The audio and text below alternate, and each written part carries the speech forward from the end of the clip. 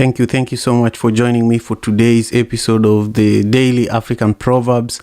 I'm here with a special guest. As you can see, we have Lorenzo McFadden, who is an incredible leader, entrepreneur, who has joined us for today's session.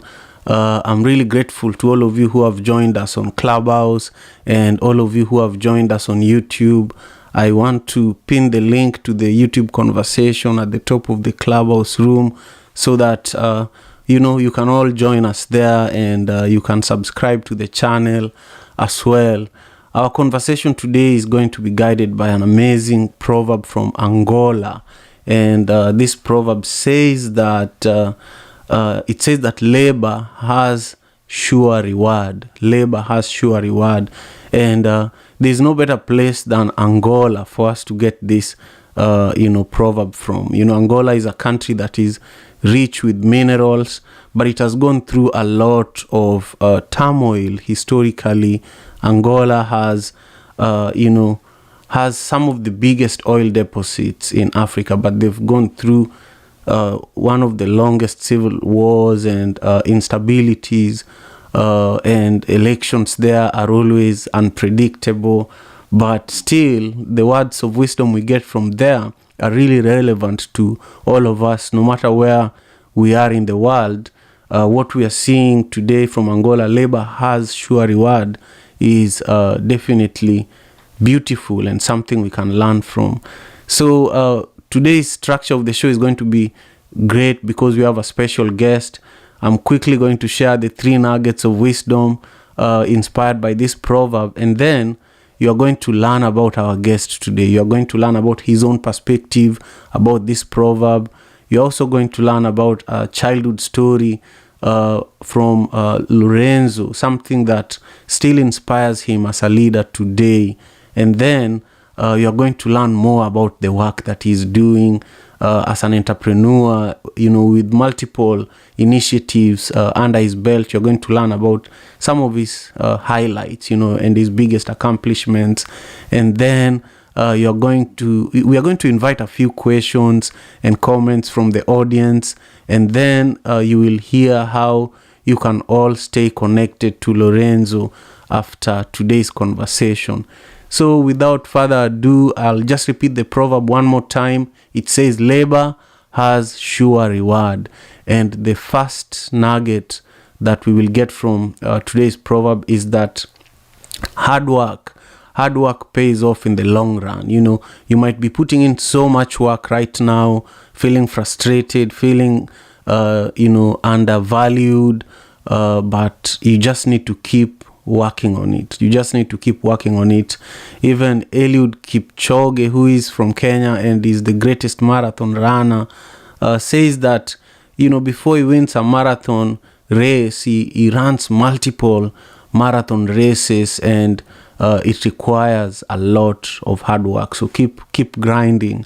Number 2, if you want something, you have to work for it. A lot of people look for shortcuts. A lot of people look for ways to begin generating generational wealth, but through corruption, through illegalities, and that does not last long. But if you put in the work, you understand the process, even if the industry you are in collapses, you can start something in a new industry and use the same skills. So understand that there is no shortcut when it comes to gaining from the sweat and the blood from your own experience. And then finally, the best things in life are worth working for.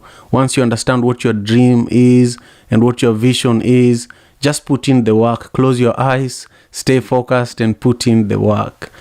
Now I want to welcome my wonderful guest, Lorenzo McFadden, who is who runs multiple companies and businesses that address serious issues that are going on in Camden, New Jersey. And he created the time to join us today, and I'm truly humbled. Lorenzo, I want to give you time to just share a little bit about yourself before we go into your interpretation of today's proverb. Share a bit about yourself, please. Sure. I'm Lorenzo McFadden. I'm born in Camden, New Jersey.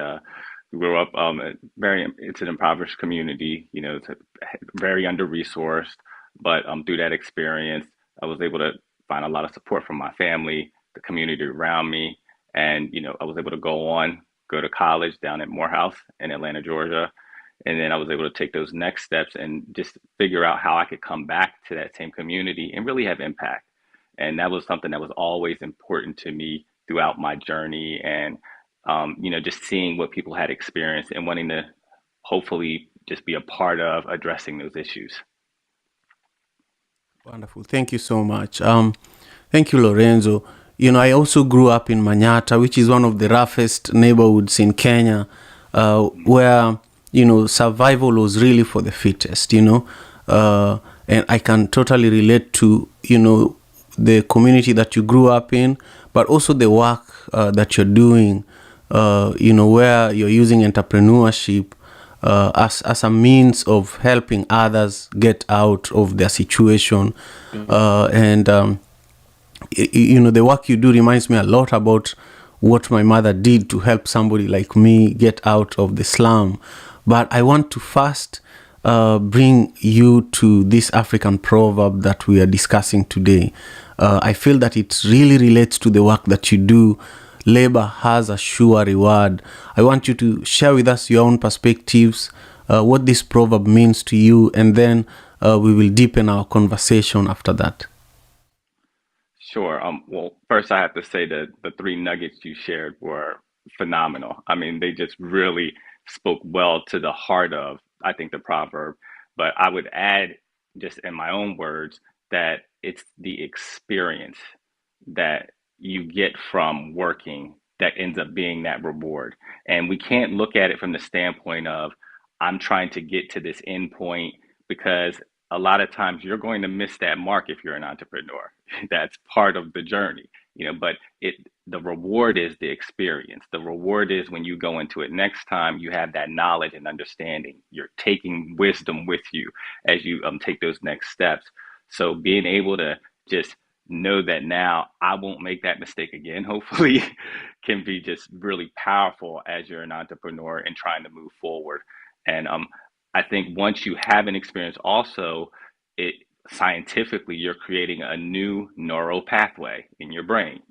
You're telling your brain now, okay, this now can take me in this direction, and being able to apply that to what you're working toward is also a tremendous reward, because now you have this gift that you can bring to the table as you go into that new idea, instead of just trying it from scratch or having no baseline for it. So the reward is truly, yes, in the work and getting there. That's beautiful. Yeah, that's beautiful. It's it's so many things come to my mind, and I almost just want to talk to you instead of having an interview with you. But I'll follow the program that we had created. Before we continue, though, I just want to thank everyone who is joining us on YouTube. Thank you so much. Make sure you subscribe to the channel, and that's one of the ways that you can support this incredible platform. And also, I want to recognize my brother Rushi, who is joining us on Clubhouse. And I also see Kesiwa and Roger and Tanisha. Thank you all for being here with us. Remember that one of the other ways you can support, especially on Clubhouse, is by inviting your own friends and other people who are in this community that are not here yet. Just let them know we are here. And we have a really special guest that we would love for them to join us in hosting. So, I want us to continue on and just learn a little bit more about you, Lorenzo. Many people always just think about the destination, but many people don't think about the journey and the experience, as you are alluding to earlier. And one of the things that I've seen just looking at your background, the work that you do, is that all this work began from somewhere. And for me, on this podcast, I always share with people a story. When I was around 8 years old, my mother gave me a bicycle, and she asked me to be one of the distributors of milk and bread in our community.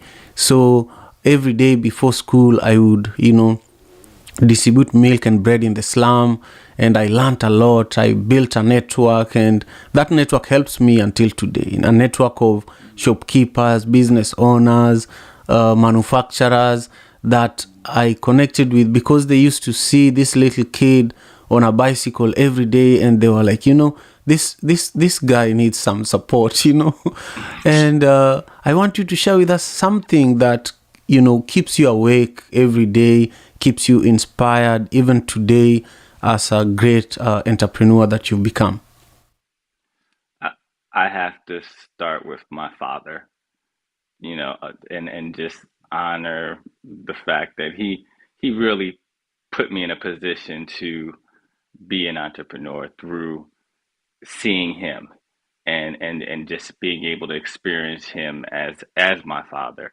And I have to just comment that he started in a very, very poor place in Florida, Jim Crow South, and he was really just inspired by something that got him to a point where he had a master's degree. He was in education.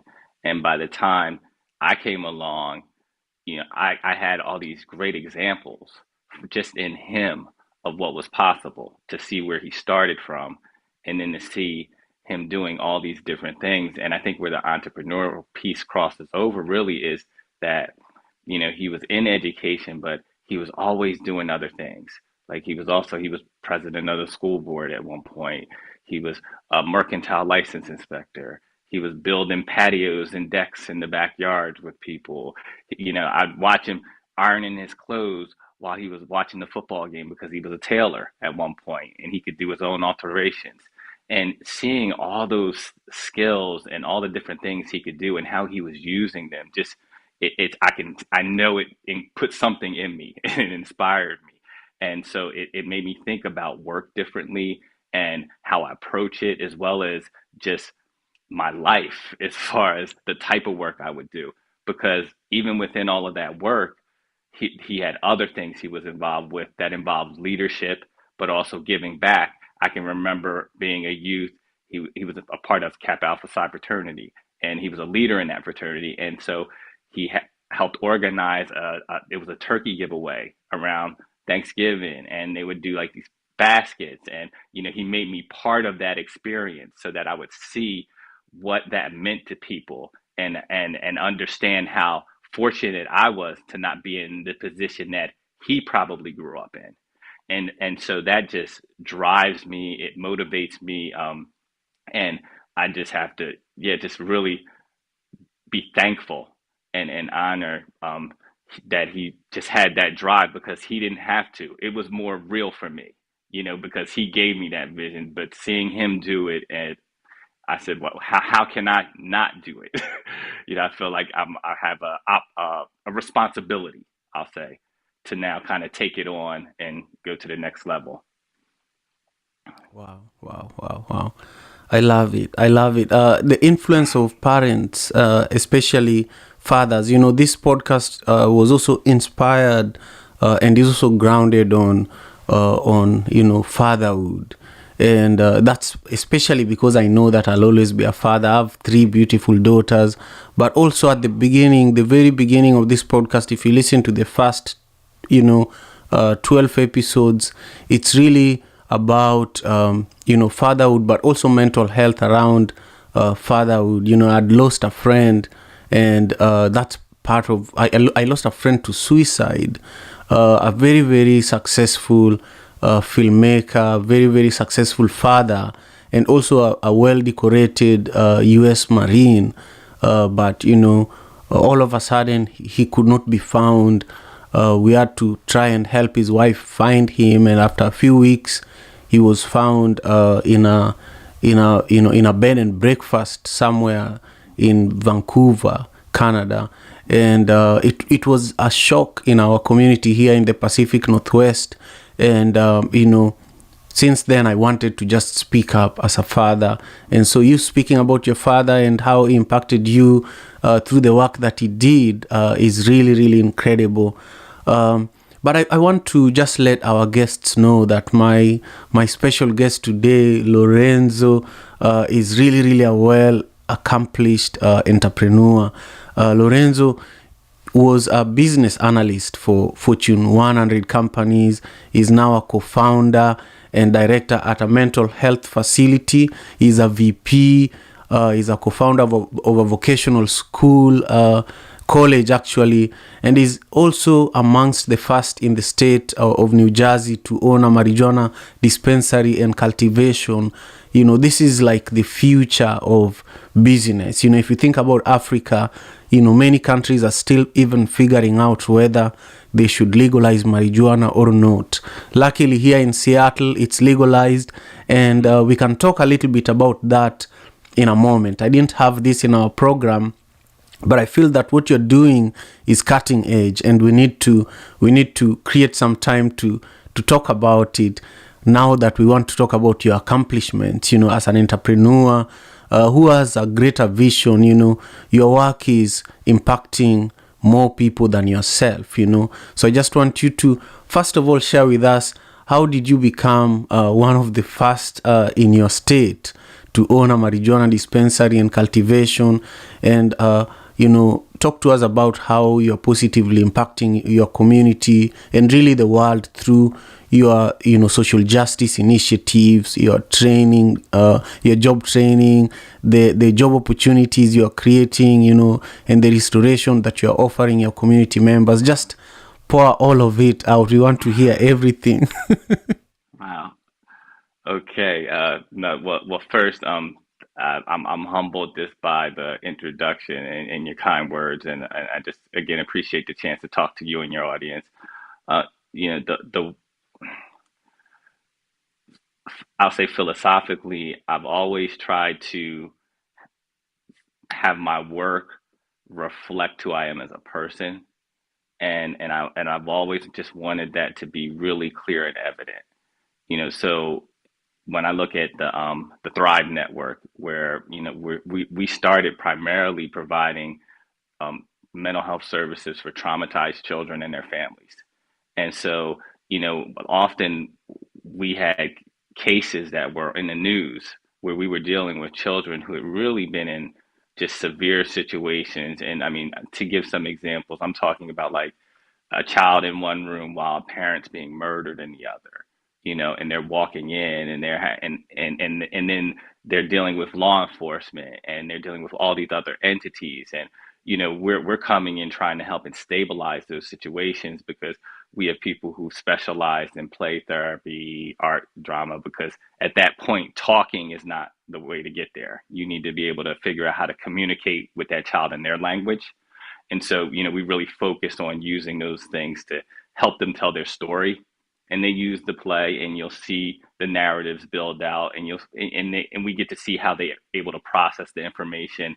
And it's just a powerful experience because what happened to them changed their life without question. And the direction they go is really predicated on their ability to heal. And if we're able to help with that and provide that, it just feels like a tremendous support. And knowing that it's something that was historically, I think, not, I'll say frowned upon, I won't say frowned upon, but just not looked at as a resource in Black communities as far as mental health and it being even accessible as well.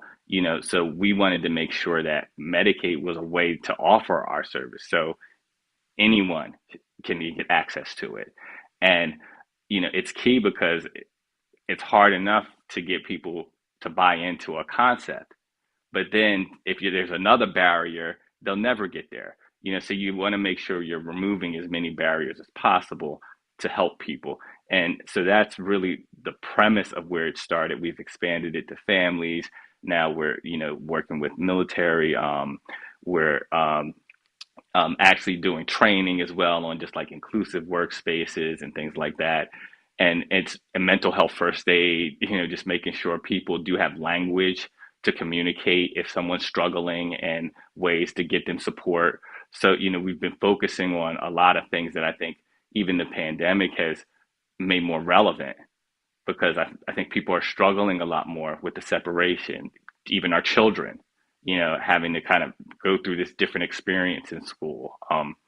It's just been a lot. So it's I'm proud to be able to create work like that, but also do it well so that the company can grow and our people can also benefit, and we can create a sound organizational model and culture within helping people.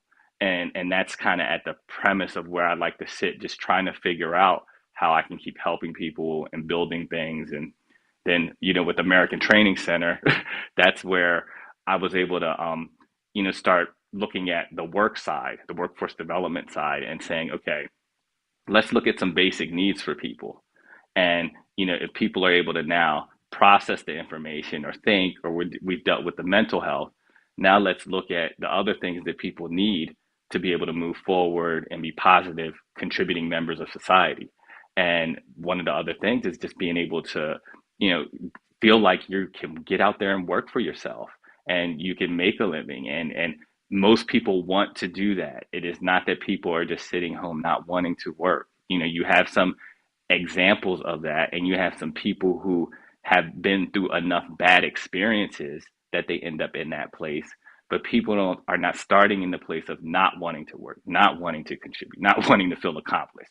They want to have those experiences. And so figuring out how to help those people get some level of education or some level of trade training or certification that can help them work, help them take care of their responsibilities and bills, and then also possibly create more pathways for them and help direct them and always give them a place to come home, because I think that's important too. And them knowing that as they come into different challenges, if they're maybe dealing with HR and they don't know how to handle a situation, or they may need a new opportunity, they can always come back and still get that support and feel like somebody cares. And that's what we find that our students have needed. And with us focusing primarily on healthcare and IT, we're trying to ensure that we're pushing them in industries that are growing and will continue to grow. And so, we know that for the next 5 to 10 years, there's an opportunity for them to be agile and also work in a variety of places. So, we really focused on just preparing them well, making sure they have all they can, and just putting as many supports around them as possible. And then as far as our, the project we have with the dispensary and kind of getting that off the ground, and really what that looks like, it's a tremendous lift, quite frankly. It's definitely not easy, and it wasn't designed that way.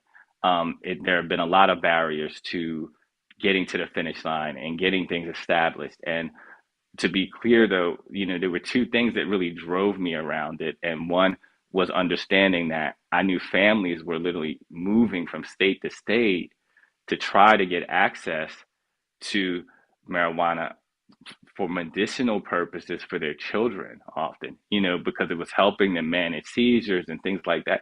And so to not acknowledge that, or to create a barrier for that, just was always troublesome for me, in particular working with our population with Thrive.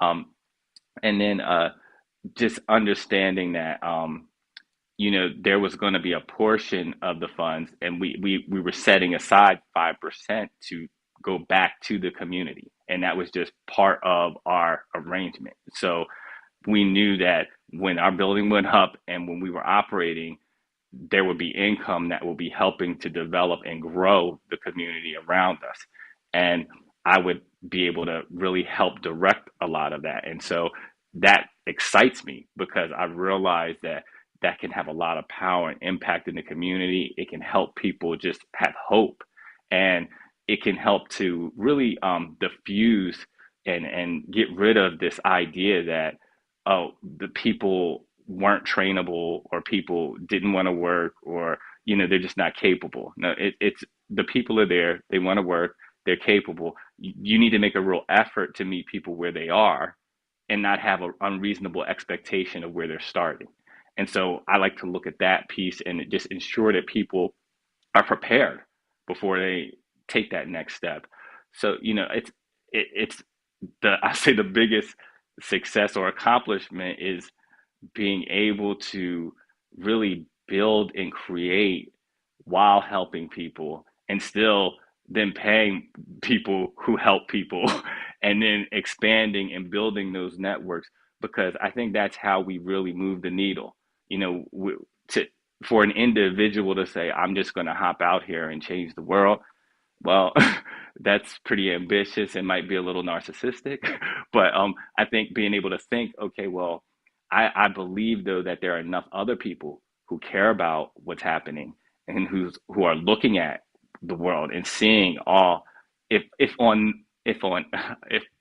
if you can't see one thing, I hope you should be able to see that all children should at least be able to feel safe and loved. That should be a baseline for all of us, and to look around our world and see that that isn't present because of the community, because of how a child looks, because of a child's gender, that they're being treated differently. Those things should really infuriate us, because as humans, as a society, we're better than that. Or we should be. We have the ability to process information and see that we should be able to accomplish more. So it inspires me to just feel like I'm part of that hopefully bigger picture, and I can just do my small piece. Wow, wow, wow. Thank you. Thank you for all you do, really. Thank you for all you do. I feel that now I understand why we met. A lot of the time, I don't take, connecting with people for granted. And I always want to understand, why is it that I connected with Lorenzo? And I'm beginning to understand, why. And I just appreciate you for being here. I want to take an opportunity here now, Lorenzo, to ask you to just take a pen and a notepad, or just note some of the things you're about to hear from our audience members, because after we hear from a few people, I'm going to ask you to just make your own comments on what they said, but also I want you to prepare to share with us how we can stay connected with you, how we can get involved with the amazing work that you're doing, and also how we can support you, how we can stay connected, how we can be involved, and how we can support the amazing work that you do. For now, I just want to again welcome everyone who is listening in on Clubhouse. I see Ejlal and Richmo and Shomari and Roger, Kesiwa and Kisha. Thank you all so much. But I also see speakers on the stage, Steven and Jermaine and Lavender, Dr. Node is off, and Rushi. I want to start with Rushi. Before I pass the microphone to you, Rushi, I just want to also thank our audience on YouTube for tuning in.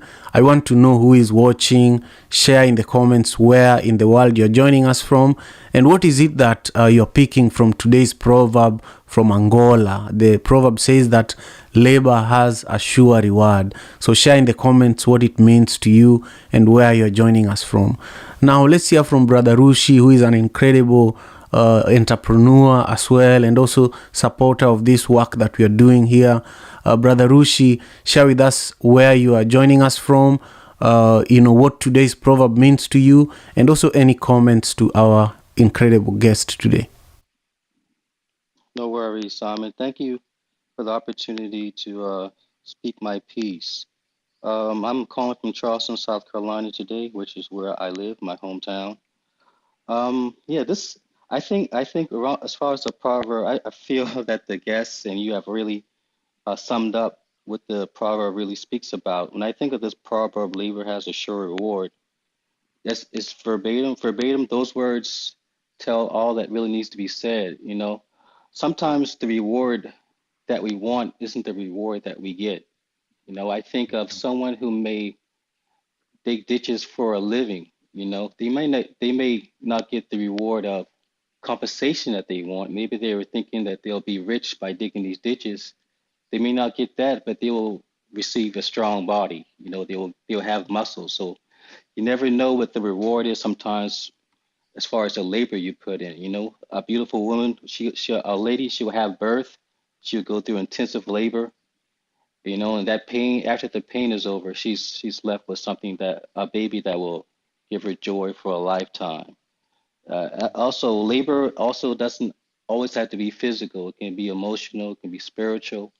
Sometimes we go through things emotionally that's very intense, and at the end of that journey, we always learn something that will further our further ourselves, and also we will also learn something that will, in the next turn around, will be more beneficial. We have to go through something again.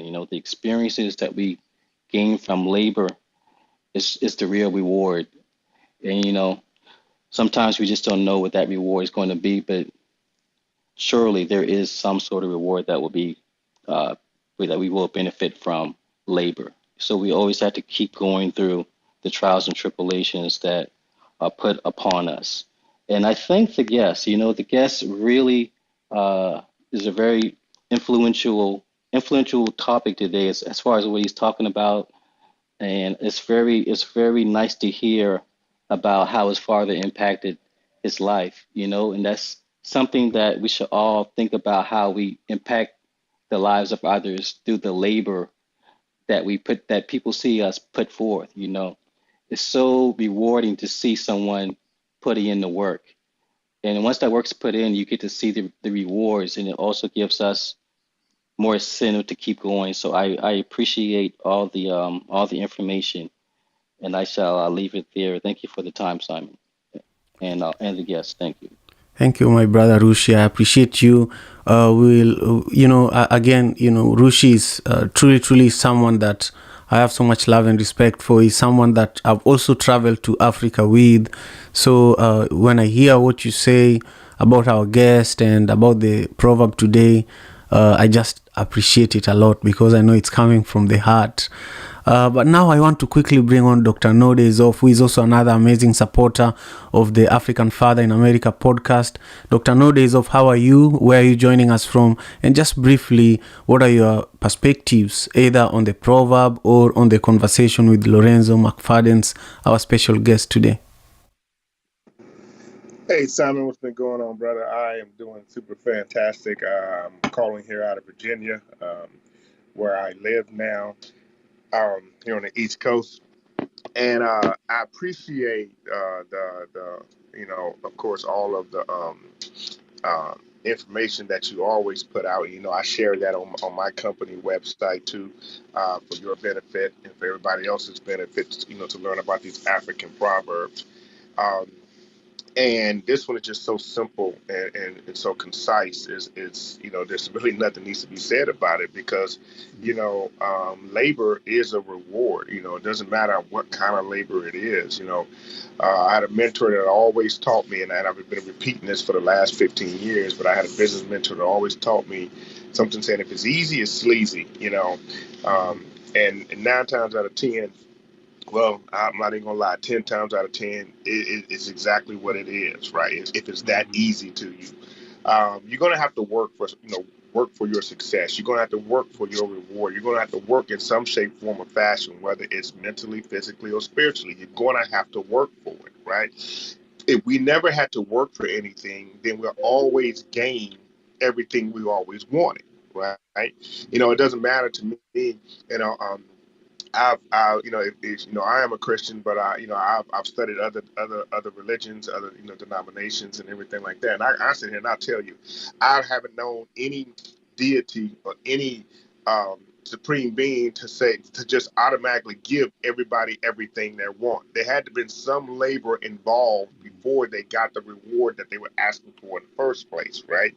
So you definitely, this proverb hits the nail right on the head. And then as far as I guess, I understand and I appreciate the work that you're doing. I got a cohort, and she just released her book. Very powerful young lady that I really believe I think you need to meet or at least get her book, and because it relates to what your mission is with your organization. Her name is Dr. Angela Griffin. We call her Dr. A. And she has a book she just released called Turning In is the Only Way Out. And it's a book about, it's probably not built all for children, but I really believe that if your organization is the kind of organization that that you have, it's something that your organization need to get, because her book was developed in her nonprofit organization she has now, I think she's in Jacksonville, Florida now. Well, she's from Georgia. Um, it was formed out of domestic violence. Her son was murdered by his girlfriend, and she was left to raise her grandchild. And I'm not going to take away from the book, but she had to go through a whole transformation, and even forgiving the young lady that actually killed her son, and left her grandchild without a father, and and left her whole life in a disheveled, because that was her only child. So but I really believe that it's a great book. She's actually going to be in D.C. on November 11th, doing a book signing. Um, I think it's going to be on Howard University, but I'm not too sure. But anyways, because that kind of work is very powerful. And I know Dr. A. I've been knowing her for years, and very strong, powerful person. And for somebody to come back off of something like that and to be able to live a productive life and be productive, and and do labor to get her rewards, is, I really believe, it's another organization or another person that can add to the organization in some shape, form, or fashion. Not saying you're not doing great work, because you are. But Simon, I'm gonna turn it back over. I'm gonna release the mic, but I appreciate you, brother. Always keep doing what you're doing. I'm always here as your supporter, brother.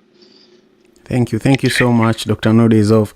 I will introduce you and Lorenzo by email. I have both of your emails so that you can introduce Lorenzo to, the author that you just described to us.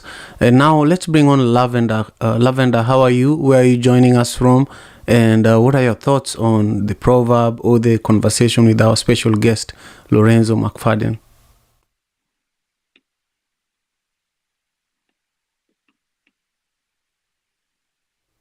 Okay, Lavender, I can't hear you. You might be speaking, but I can't hear you. So I think your network or your microphone might have an issue. I'll go on to Stephen and then come back to you towards the end of our time here together. Stephen, please go ahead and introduce yourself, where you are, and your perspectives on the proverb, or any comments on our special guest today. Thank you, Simon, for having me and for giving me this chance. I'm Steven, joining from Kisumu, Kenya, and I'm happy to be a part of this session this evening from my end.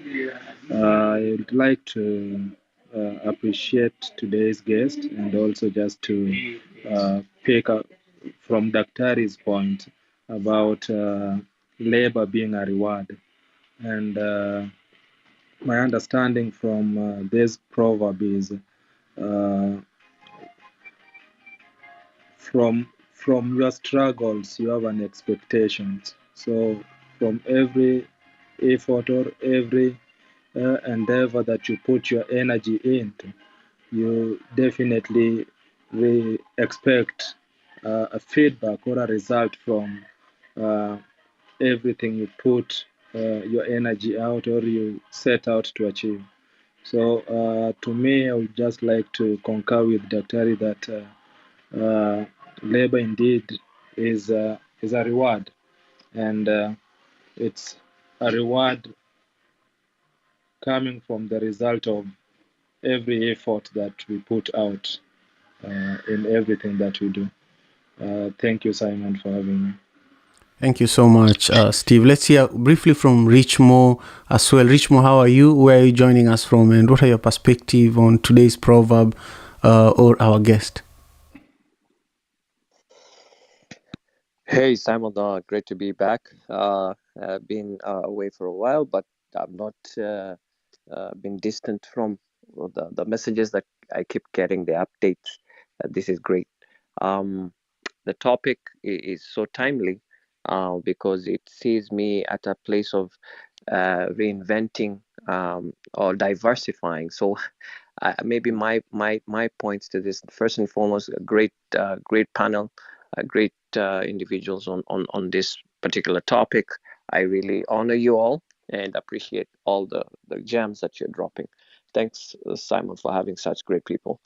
Um, I'm taken back to the thought of the industrial age and how we see generations after generation define labor, and labor seems to be this ever-present virtue that from the founding fathers to our forefathers to now us who are in our time.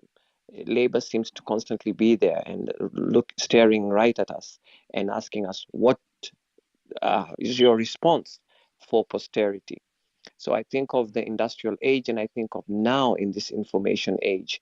And how then do we define labor? For me, I will say labor has now removed the aspect of or the muscle of saying, I've been working for 30 years or 40 years in this industry, or companies that will come and give us the length of time they had been in a specific field. That now is under scrutiny because it's in this information age. It's a speed of delivery. How fast can you or can you perform? Can you offer this labor? Um, yes, the experience is there. COVID almost put us at a place of reset, and we are always examining ourselves. I think of Kenya, where I'm from, when COVID hit, and then the the individuals in the country, the indigenous, started asking themselves, should we really be having exporting labor and depending on the workings of other countries to sustain the basic local things like creating matchsticks, uh, creating soaps, sandals?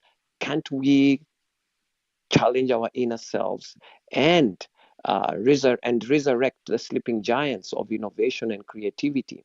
That we don't need to export, and I'm not nothing against China, that we shouldn't be importing things as small as matchsticks. And then there was a whole new awakening of innovators. So labor in itself is constantly waiting to reward our genius, and is saying you can either be rewarded externally or you can first be rewarded internally by awakening. In Instagram, I said, I changed my thinking and it changed my life. As a person thinketh, so they are they. So labor, in a sense, wants to change our thinking. It will always carry the gift of reward, whether good or bad. We will always see the fruits of labor. So I want to encourage each one in this room that the labor has this age has brought us to see new new realms. I always say the enemy of Google now is not that you can go get internship and work at a major company.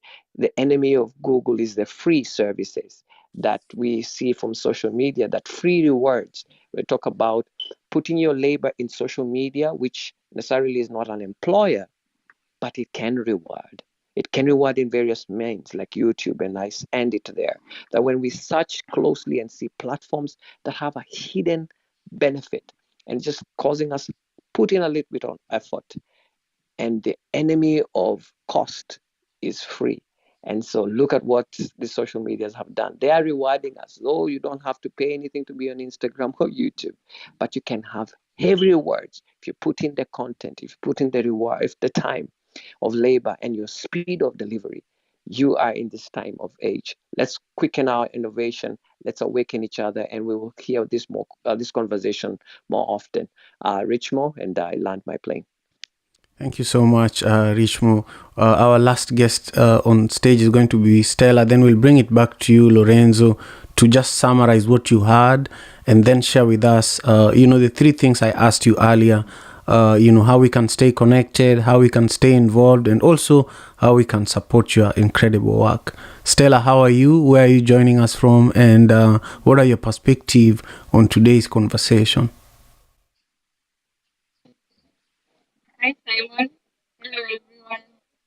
This is Stella from Kenya, and today's program is a nice one because it talks about labor and the good things that comes after laboring. And I just want to add on to it Hi, Stella. Your audio seems to be very you seem to be very far from your microphone. Can you get a little closer? In a noisy place. Can you hear me now? Yeah, it's a little better. It's a little better. Go ahead. Yeah, so I was just saying that, okay, I'll be quick because I'm in a noisy place.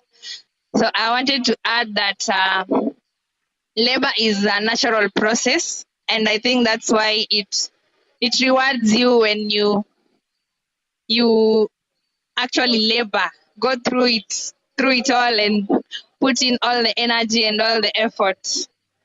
And when you look at it deeply, it's a natural process. Everything that we labor for, we do it naturally. Like example, when a mother is in labor and they want to give birth to a child, they sweat, they're in pain, and all that. But at the end of the day, they are rewarded. Otherwise, thank you. Thank you so much, Stella. I just want to check with Lavender. Lavender, let's test your mic and see if it's working okay now. I also just want to read a quick comment from Kay Benjamin, who is joining us on YouTube. Kay is saying that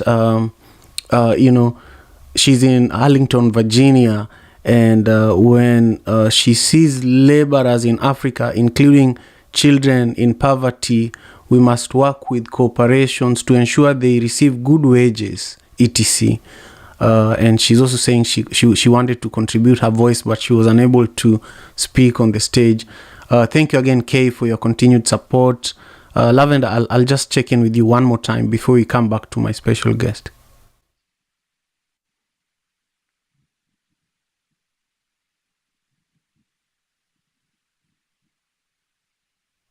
Okay, that means Lavender, your network, could not allow you to contribute your voice to our conversation today, but your presence is felt.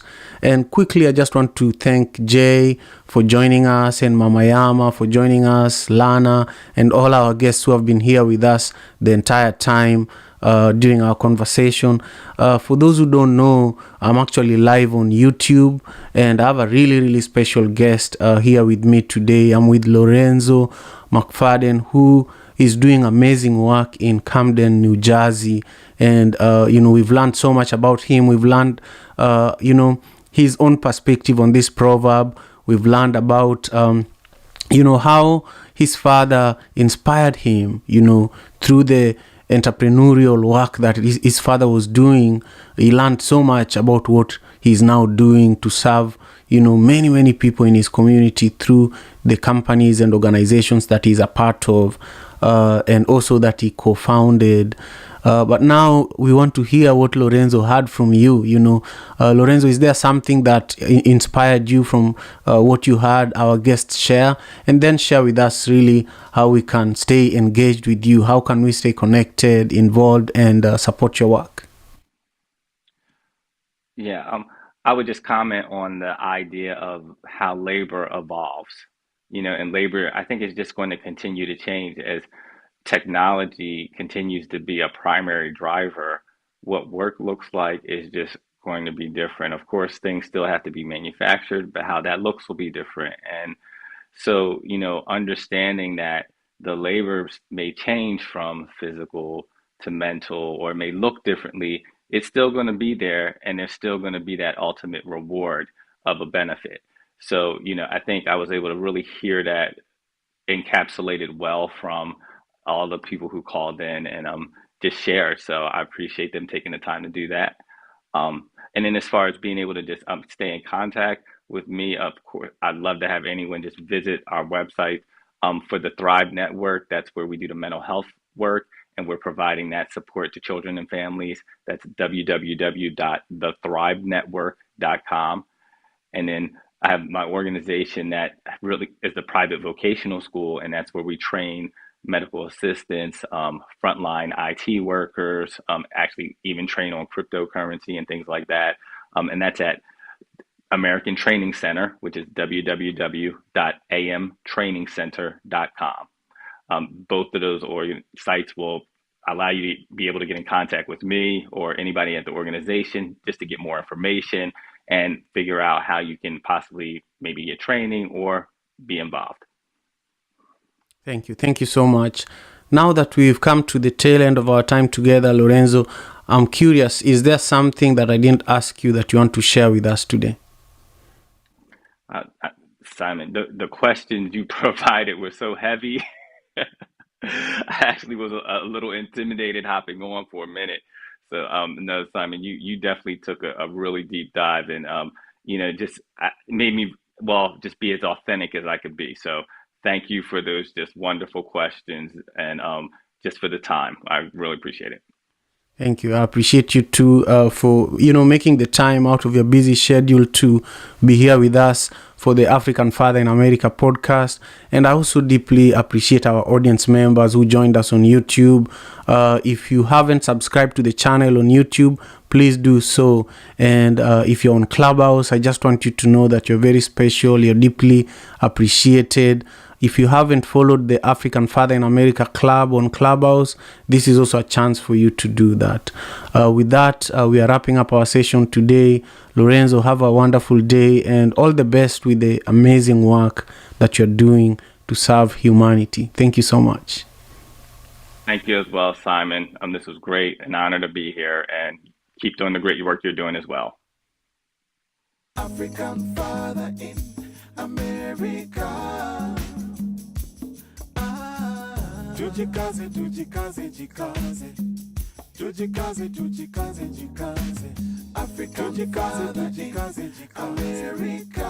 Tujikaze, tujikaze, jikaze. You are listening to African Father in America podcast by Simon Javanokelo, live from Seattle.